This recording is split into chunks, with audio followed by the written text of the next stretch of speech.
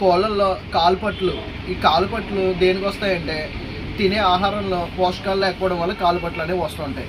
పూర్వం తినే ఆహారంలో పోషకాలు అనేవి ఆహారం ద్వారా లభించేవి.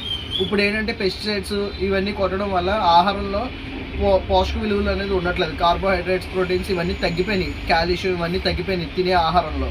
దానివల్ల ఏంటంటే ఆహారం తింటున్నాయి ఆకలి తీర్చుకోవడానికి, అంతేగాని దానివల్ల ఉపయోగం అనేది కనబడట్లేదు. దానివల్ల ఎక్కువ కాలుపట్లు అనేవి వచ్చేస్తూ ఉంటాయి. ఈ కాలుపట్లు మనం ఏంటనేది గమనించుకోవాలి. కాలుపట్ల లేకపోతే వేరే డిసీజ్ అనేది ఏంటనేది గమనించుకోవాలి.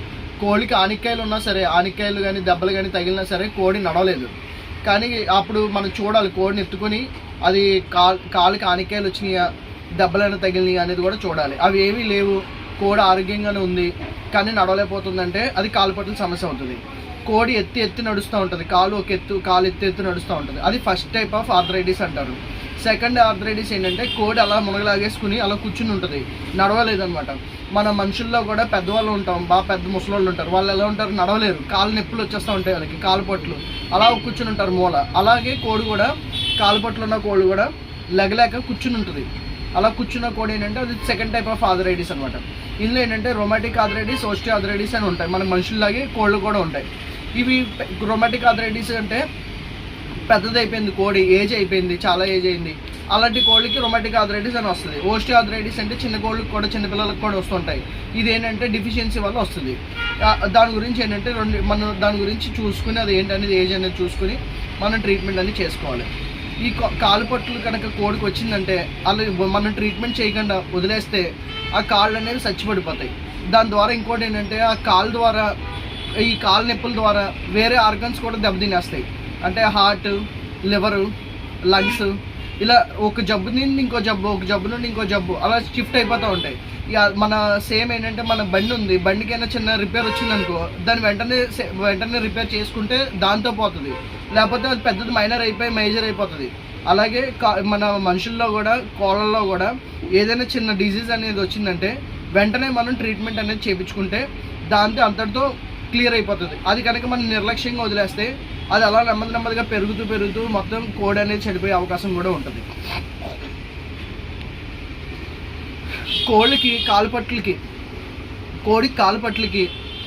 కాజెస్ చెప్పాను. ఇప్పుడు ప్రివెన్షన్, ముంజాగ్రత్తగా ఏం చేయాలనేది చెప్తున్నాను. దానికి రోజు కాలుపట్లు ఉన్న కోడికి రోజు కాపురం పెట్టండి, గోరువెచ్చని నీళ్ళతో కాపురం పెట్టండి. కాలుకి కాపురం పెట్టడం వల్ల వాపులు, నొప్పులు ఏమన్నా తగ్గుతాయి. తర్వాత మంచి ఆహారం, మంచి పోషకాలు ఉన్న, విలువలు ఉన్న ఫుడ్ పెట్టండి. మంచి ప్రోటీన్స్, కాల్షియం, విటమిన్స్ ఉన్న ఫుడ్ పెట్టండి. తర్వాత అలా చేసుకుంటూ ఉంటే కాలుపట్లు అనేవి జనరల్ నెమ్మదిగా తగ్గిపోతాయి. ట్రీట్మెంట్ ఏం చేసుకోవాలంటే కాలుపట్లు ఉన్న కోళ్ళకి ఇది ఆస్ట్రోపెట్ సిరప్. ఈ సిరప్ రోజు వాడండి. ఇందులో ఏంటంటే ముఖ్యంగా స్ట్రాంగ్ బోన్స్ సపోర్ట్స్ గ్రోత్ అనమాట. ఇది వాడుకోవడం వల్ల ఏంటంటే కాలుపట్లు అనేవి నెమ్మదిగా తగ్గుతుంది. ఇది మళ్ళీ రిపీట్ కాకుండా ఉంటుంది. బోన్స్లో కాల్షియం అనేది తగ్గడం వల్ల కూడా కాలుపట్లు వస్తాయి కదా, ఇది వాడుకోవడం వల్ల కాల్షియం పర్సంటేజ్ పెరిగి కాలుపట్లు అనేవి తగ్గుతాయి. దీంతోపాటు ఇది కూడా ఇవ్వండి, విటమిన్ AD3E, B12. ఈ విటమిన్స్ మొత్తం all type of multi vitamins and minerals కూడా ఉంటాయి. ఇందులో ఎలక్ట్రోలైట్స్, ప్రీబయోటిక్స్, ప్రోబయోటిక్స్ కూడా ఉన్నాయి. కాన్సిటోన్ సిరప్ ఇది కూడా నోట్లోకి ఇవ్వండి. పెద్ద కోడి అయితే 1 ml, చిన్న కోడి అయితే 1/2 ml నోట్లోకి ఇవ్వండి కాలుపట్లు ఉన్న కోళ్ళకి.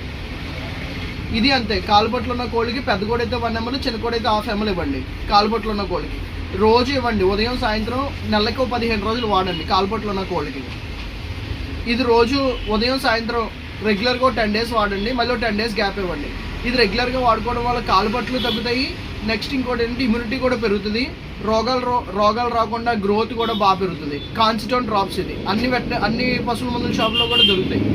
దీంతోపాటు కాలుపట్లు ఎక్కువ ఉన్న కోడికి సెకండ్ టైప్ ఆఫ్ ఆర్థరైటిస్ ఉంటుంది కదా, కోడి నడవలేక అలా మునగలాగేసుకుని కూర్చొని ఉంటుంది కదా, ఆ కోడికి ఈ ట్యాబ్లెట్ కూడా వేయాలండి. ఇది మెటాఫ్లమ్ ట్యాబ్లెట్. పెద్ద కోడి అయితే 1/2 tablet, చిన్న కోడి అయితే 1/4 tablet రోజు ఒకసారి 4 రోజులు వేసుకోవాలి. ఈ ట్యాబ్లెట్ ఇది ఎక్కువ రోజులు వాడకూడదు, ఎక్కువ రోజులు వాడితే సైడ్ ఎఫెక్ట్స్ వస్తాయి. 4 రోజులు వాడుకోవాలి.